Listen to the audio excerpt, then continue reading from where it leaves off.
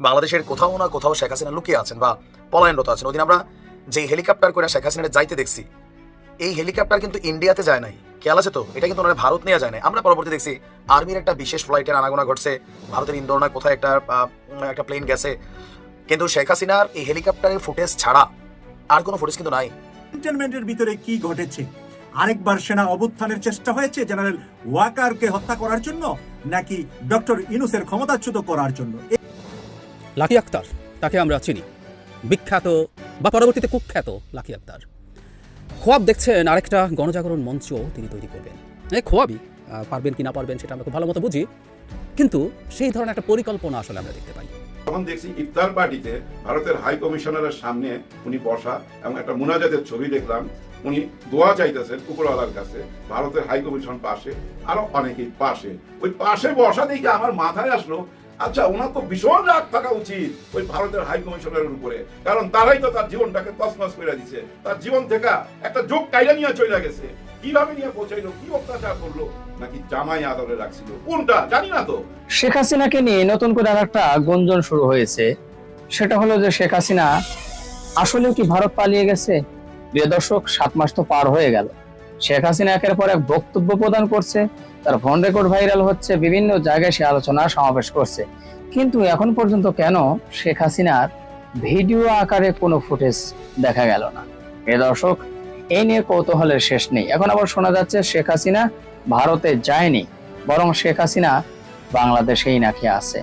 প্রিয় দর্শক, এদিকে আবার ডক্টর ইউনূসকে ক্ষমতা থেকে নামানোর চেষ্টা, নাকি জেনারেল ওয়াকারুজ্জামানকে হত্যার চেষ্টা? তো যাই হোক প্রিয় দর্শক, খুবই রহস্যজনক এবং খুবই গুরুত্বপূর্ণ কয়েকটা ভিডিও নিয়ে আজকের এই ভিডিওটি সাজানো হয়েছে। তো সবাইকে বলবো একটু ধৈর্য সহকারে আজকের ভিডিওটি আপনাদের সবাইকে দেখতে হবে। তো চলুন তাহলে আর কথা না বাড়াই, একটা লাইক দিয়ে বিস্তারিত সবগুলো ভিডিওর আলোচনাগুলো শুনে আসি। বিষয়টা কিন্তু আসলেই ভাববার মতন। গতকালকে থেকে বাংলাদেশ আওয়ামী লীগের যারা ফ্যান ফলোয়ার আছেন অথবা বড় বড় পেজগুলো আছে, সেখান থেকে এই আলোচনাটা সামনে আসছে যে শেখ হাসিনা আসলে কোথায় আছেন। হঠাৎ করে কেন এই বিষয়টা আবারও আলোচনায় দেখেন। গেল পরশুদিন শেখ হাসিনা ফেসবুকে একটা লাইভ করেছেন ভারত থেকে। তিনি আপনার আওয়ামী লীগের বিভিন্ন জায়গায় নেতাকর্মীদের সাথে নিয়ে সোশ্যাল মিডিয়া প্ল্যাটফর্মে বিভিন্ন বক্তব্য দিচ্ছেন। এর মাঝখানে আওয়ামী লীগের অনেক যারা নেতাকর্মীরা আছেন তাদের দাবি শেখ হাসিনা ভারতে নাই, কোথায় আছেন? তিনি বাংলাদেশে আছেন। এই বিষয়টারে একদম অযৌক্তিক হিসাবে মাঝে মাঝে আমার কাছেও একটা রহস্যজনক লাগে। দেখেন 7 মাস শেখ হাসিনা, শেখ রেহানা, এদের কোনো ছবি, ফুটেজ, ভিডিও কোথাও কোনো কিছু নাই। বিভিন্ন জায়গায় তিনি বক্তব্য দিচ্ছেন, বিভিন্ন জায়গায় তার কনফারেন্স প্রোগ্রামে অংশগ্রহণ করছেন, কিন্তু তিনি কেন ভিডিও ফুটেজে আসছেন না? বিষয়টা কেমন হবে যে ধরেন বাংলাদেশের কোথাও না কোথাও শেখ হাসিনা লুকিয়ে আছেন বা পলায়নরত আছেন। ওদিন আমরা যে হেলিকপ্টার করে শেখ হাসিনা যাইতে দেখছি, এই হেলিকপ্টার কিন্তু ইন্ডিয়াতে যায় নাই, খেয়াল আছে তো? এটা কিন্তু ওনারা ভারত নিয়ে যায় নাই। আমরা পরবর্তী দেখছি আর্মির একটা বিশেষ ফ্লাইটের আনাগোনা ঘটছে, ভারতের ইন্দোর না কোথায় একটা প্লেন গেছে, কিন্তু শেখ হাসিনার এই হেলিকপ্টারের ফুটেজ ছাড়া আর কোনো ফুটেজ কিন্তু নাই। আর এই হেলিকপ্টারে করে তিনি সাভারে সম্ভবত গিয়েছিলেন। সাভারে যাওয়ার পর থেকে মুহূর্তের মধ্যেই শেখ হাসিনা ভারত পালাই গেছে, আমরা যেটা খবর পাইলাম। ইভেন ভারতও বলছে যে তিনি ভারতে আছেন, সরকারের বিশেষ প্রটোকলে আছেন, কিন্তু আওয়ামী লীগের নেতাকর্মীদের মধ্যে এই একটা জিনিস আসছে যে না, শেখ হাসিনা বাংলাদেশে লুকিয়ে আছেন। আসলে বিষয়টা কেমন, মানে কেমন যেন একটা রহস্যজনক অবস্থান। কেউ কেউ বলছেন তিনি হেলিকপ্টারে করে পরবর্তী সময় আবার বিশেষ একটা বাহিনীর কাছে তিনি চলে এসেছিলেন এবং তাদের হেফাজতে আছেন। তিনি সারা বাংলাদেশের কি অবস্থা এটা বোঝানোর জন্যই দেশবাসীকে একটু সময় দিচ্ছেন, এরপর তিনি গর্ত থেকে হুট করে বের হয়ে আসবেন। এই ক্যালকুলেশনটা একবারে উড়াই দেওয়ার মতনও না, আবার এটা বিশ্বাস করার মতনও না। কারণ ভারতের গণমাধ্যম, ভারতের যেই সরকার, তারা বিভিন্নভাবে বলেছে যে তিনি ভারতে অবস্থান করছেন, দিল্লির কোনো একটা বিশেষ জায়গায়।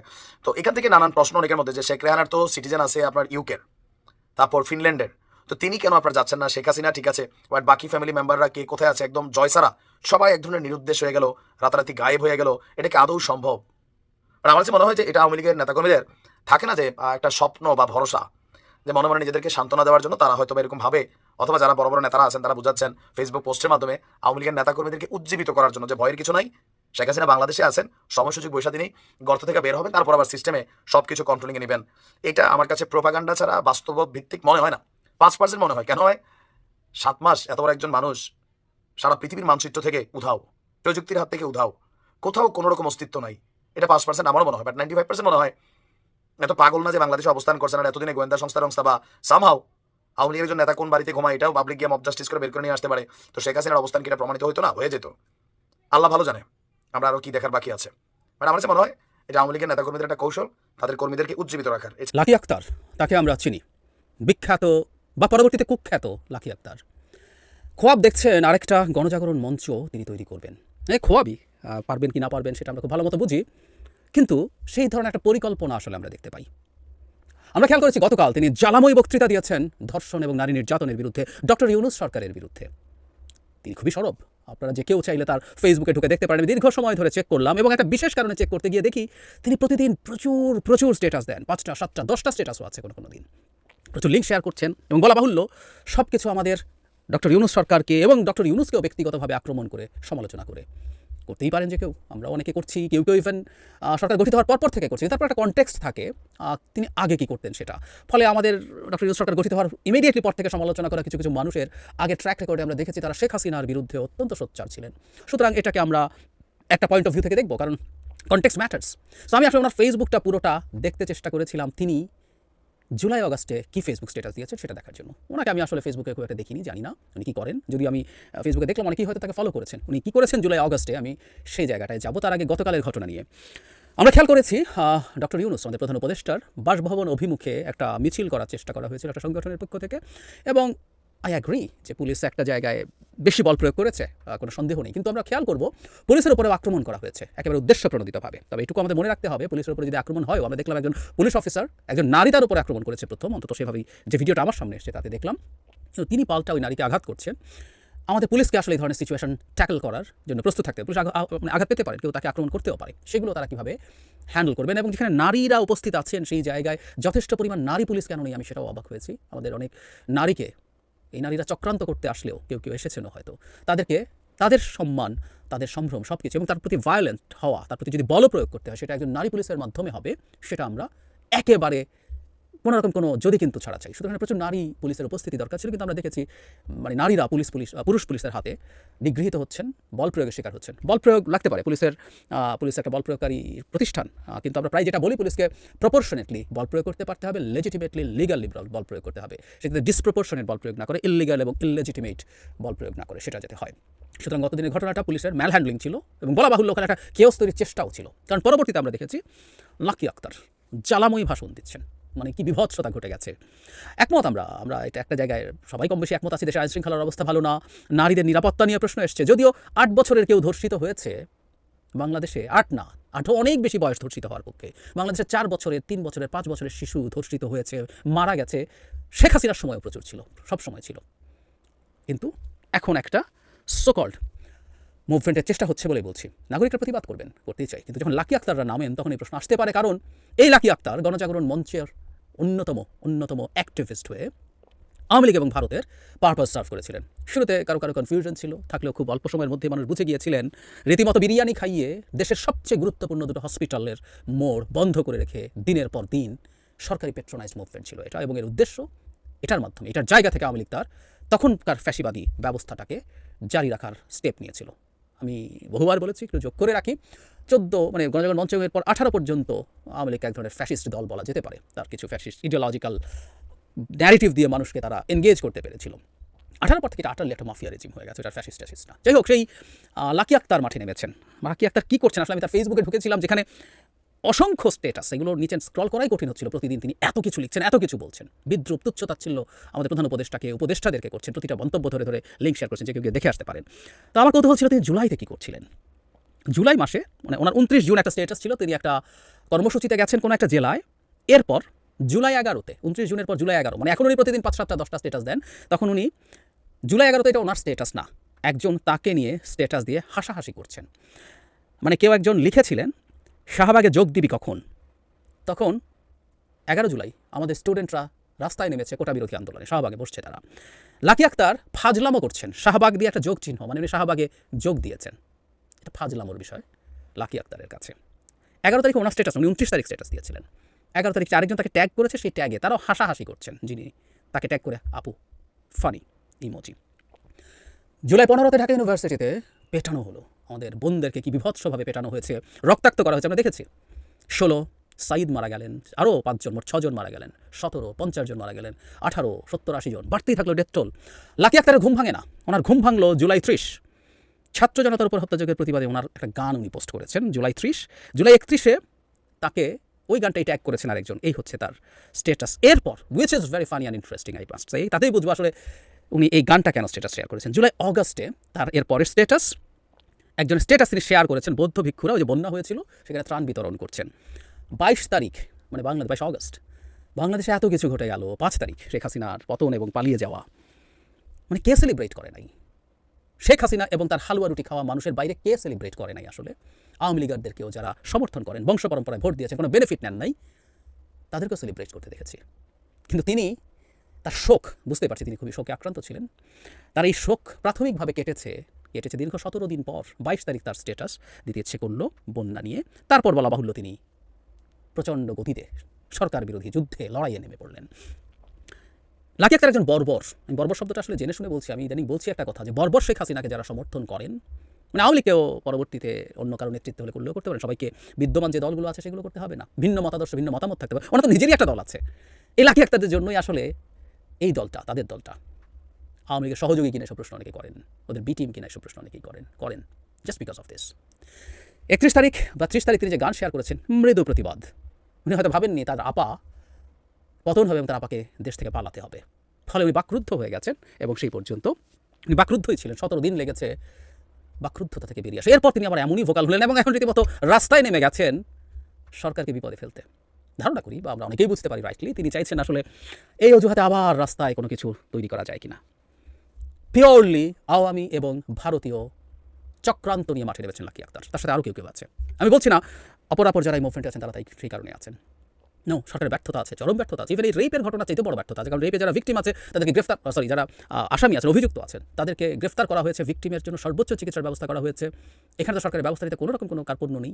এটা তো এই না যে বাংলাদেশের ইতিহাসে প্রথম এত ছোট একটা কন্যা শিশু ধর্ষণের শিকার হয়েছে, না। সো সরকার এখানে স্টেপ নিচ্ছে, বরং সরকারের অনেক অন্যান্য জায়গায় নারীর প্রতি কিছু ঘটনা, এই যে অন্যান্য নিয়ে যে ঘটনাটা ঘটেছে, স্মোকিং নিয়ে যেটা ঘটেছে, এগুলোতে সরকারের নানান রকম রিলাক্টেন্স আছে এবং ওটা সহ যাবতীয় নির্যাতন নিয়ে যে নারীরা বা পুরুষরা মাঠে নেমেছেন তাদের প্রতি আমরা শ্রদ্ধা রাখি এবং আমরা অবশ্যই মনে করি মানুষ এগুলো নিয়ে মাঠে থাকতে পারে। কিন্তু লাকি আক্তাররা না, যে মানুষটা আওয়ামী লীগের সময়, আওয়ামী লীগের এই বিভৎসতম বর্বরতার সময় যে দুটো লাইন লেখে নাই, তার কোনো অধিকারই নাই বাংলাদেশে এখন সরকারের কি করছে না করছে সেটা নিয়ে কথা বলার। ক্যান্টনমেন্টের ভিতরে কি ঘটেছে? আরেকবার সেনা অভ্যুত্থানের চেষ্টা হয়েছে জেনারেল ওয়াকারকে হত্যা করার জন্য, নাকি ডক্টর ইনুসের ক্ষমতাচ্যুত করার জন্য? এই যে ধূম্রজালটা আমরা শুনলাম, এই ধূম্রজালটা সম্পূর্ণভাবে মিথ্যা হিসাবে প্রমাণিত হয়েছে। ভারত থেকে এইগুলা ছড়ানো হয়েছে ভারতীয় মিডিয়ায়, যাতে করে বাংলাদেশের সেনাবাহিনীর ভিতরে একে অপরের ভিতরে মানে তার বিশ্বাস যে একে অপরের ভিতরে কনফিডেন্সের সাথে কাজ করছিলেন, কাজের ভিতরে দুর্বলতা তৈরির জন্য ভারতীয় মিডিয়া এগুলা প্রচার করেছেন বলে আজকে প্রকাশ করেছেন আমেরিকা থেকে কর্নেল মুস্তাফিজুর রহমান সাহেব। কর্নেল মুস্তাফিজুর রহমান সাহেবের বক্তব্য আমরা মাঝে মাঝেই তার কাছ থেকে গুরুত্বপূর্ণ তথ্য পাই সেনাবাহিনী নিয়ে এবং ক্যান্টনমেন্ট নিয়ে। এই মুস্তাফিজুর রহমান সাহেব আজকে বলকান্তুর যে কথাটা বলেছিলেন সেনাবাহিনীকে, যে যদি শেখ হাসিনার সময়ে তারা মানে মানুষের উপরে গুলি চালা, তাহলে তাদেরকে এই যে জাতিসংঘের যে শান্তি মিশনে তাদের যে অবস্থান, সেই অবস্থান বন্ধ করে দেওয়া হবে। আর সেই পরিপ্রেক্ষিতে সেনাবাহিনীর পক্ষ থেকে কি জবাব দেওয়া হয়েছে? জবাব দেওয়া হয়েছে যে যদি দিয়ে থাকে তাহলে তখনকার সরকার হাসিনাকে দেওয়া হয়েছিল, আমরা সেনাবাহিনী সেটা জানতাম না। এই বিষয়টা নিয়ে মুস্তাফিজুর রহমান সাহেব চমৎকার কিছু কথা বলেছেন। আমি একটু মুস্তাফিজুর রহমান সাহেবের কথাগুলো আপনাদের সাথে এখন শেয়ার করছি। সেটা হচ্ছে সেনাবাহিনীতে একটা রিজয়েন্টটা দিয়েছে যে ভালকার তুর যে কথাটা বলেছে যে সেনাবাহিনীকে যে ওয়ার্নিং দেওয়া হয়েছিল যে তারা যদি এই ধরনের সরকারকে সহযোগিতা করে গণহত্যা চালায় তাহলে তারা ফিউচারে ইউএন পিস মিশনে যেতে নাও থাকতে পারে। আচ্ছা, এটা সেনাবাহিনী কি বলেছে যে তারা এই ধরনের কোনো ওয়ার্নিং পায় নাই এবং যদি করেও থাকে তাহলে সেই ফ্যাসিস্ট সরকার, আওয়ামী লীগ তৎকালীন সরকার এটা পেয়ে থাকতে পারে। আপনার কি মনে হয় যে শেখ হাসিনা আর্মি রিলেটেড একটা এই ধরনের একটা হুমকি পেয়েছে, এটা জেনারেল ওয়াকারের সাথে শেয়ার করেনি? This is absurd. মানে উনি জাস্ট খালি একটু সেফ সাইডে থাকার চেষ্টা করতেছে আর কি, যে আমি জানতাম না। বাট আপনি সিম্পলি দেখেন 3 তারিখে যে সেনাবাহিনীর যে দরবারটা নিয়েছিল ওটার ডিটেলস আমার ওয়ালেই আছে, পিন পোস্ট দেওয়া আছে। তখন তাদেরকে বলেছিল সন্ত্রাসী বলেছিল, আন্দোলনকারী বলেছিল, সন্ত্রাসী বলেছিল, বিপ্লবী কথা বলে নাই। এবং তখন পর্যন্ত তার মাইন্ড সেট আপ ছিল আর্মি। পরবর্তীতে অফিসারদের কথাবার্তায় সেটা চেঞ্জ হয়ে গিয়েছিল। সো এখানে একটা জিনিস বলতে হবে যে আর্মির যে এই যে ব্যাখ্যাটা দিয়েছে এটা জাস্ট জেনারেল ওয়াকারের ফেস সেভ করার জন্য যেহেতু সুযোগ আছে, এই ব্লেমটা আমি শেখ হাসিনার ঘাড়ে দিয়ে দিলাম, বাট শেখ হাসিনা আর general Waker is the same, still it is the same, আমরা এটা বুঝতেছি না। আচ্ছা, নেক্সট হচ্ছে এখন যেটা বলতে সেটা হচ্ছে আগামী নির্বাচন যেটা হবে, এটাতে আমাদেরকে একদম জীবন দিয়ে হলেও এটাকে ফ্রি অ্যান্ড ফেয়ার করতে হবে, এবং এটা একমাত্র আর্মি ছাড়া কেউ পারবে না। আর আর্মি যদি করতে হয়, জেনারেল ওয়াকার যদি তখন সেনাপ্রধান থাকে, আমি সবিনয়ে সবাইকে অনুরোধ করতেছি যে আগামী নির্বাচনটা যদি জেনারেল ওয়াকারের আন্ডারে হয়, হবে না। এখন বলতে পারেন নেক্সট কি আসবে, নেক্সট যেই আসুক, আমি সবসময় এই উদাহরণটা দিই যে আমরা যদি হিরো আলমকে আইনা বসাই দিই, সে অ্যাটলিস্ট ওই সময় মানে সেনাবাহিনী তখন সিভিলিয়ানদের সাথে থাকবে, সিভিলিয়ানদের ইন্টারেস্ট, দেশের ইন্টারেস্ট, এটা দেশের ইন্টারেস্ট হিরো আলম বুঝে, জেনারেল ওয়াকার বুঝে। জেনারেল ওয়াকার এখনো শেখ হাসিনা, তারেক সিদ্দিকী এদের, এবং এটা ক্লিয়ারলি বোঝা যাচ্ছে। এবং উনি কি ডিসগাইজে যেটা আছে বিএনপির একটা পার্টির সাথে, যেটা আমি বুঝলাম বিএনপিকে উনি কনভিন্স করছে যে আই এম উইথ ইউ, এবং ওই আই এম উইথ ইউ বলেও কিন্তু 90 ইউসি ডিজিবি গোয়েন্দা সংস্থা এগুলো কিন্তু চেঞ্জ করতেছে না। মানে এটা হচ্ছে একটা টাগ অফ ওয়ার চলতেছে আর কি। বাট কথা হচ্ছে, আমি যেটা বলবো যে আগামী নির্বাচনটা ফ্রি অ্যান্ড ফেয়ার হইতে হবে। আর যদি ফ্রি অ্যান্ড ফেয়ার আমরা এটা করতে না পারি, আন্তর্জাতিকভাবে এবং ইন্টারনাল ভাবে আমরা শেষ হয়ে যাবো সিম্পলি। এই যে আমাদের ভিতরে যে বিভক্তিগুলো আছে, এই যে আওয়ামী 45,000 লোকজন, তারা এখনো বিশ্বাস করে, ইউএন রিপোর্ট আসার পরে তারা মনে করে যে তারা এখন পর্যন্ত তাদের মধ্যে কোনো অ্যাপোলজির কোনো ধারী থাকতেছে না তারা। এটা আমাদেরকে মনে রাখতে হবে যে আমাদের এখন, আমি যেটা মনে করি নেক্সট নির্বাচন যেটা হবে, এটাকে আমাদের ফ্রি অ্যান্ড ফেয়ার, এটার জন্য আমাদের লাইফ দিয়ে দিতে হবে ফ্রি অ্যান্ড ফেয়ার হওয়ার জন্য।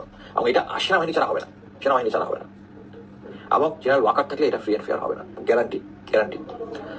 প্রিয় দর্শক, আপনারা শুনলেন যে জেনারেল ওয়াকারুজ্জামান থাকা অবস্থায় যদি আগামী সংসদ নির্বাচন হয়, তাহলে এটা ফ্রি অ্যান্ড ফেয়ার হবে না।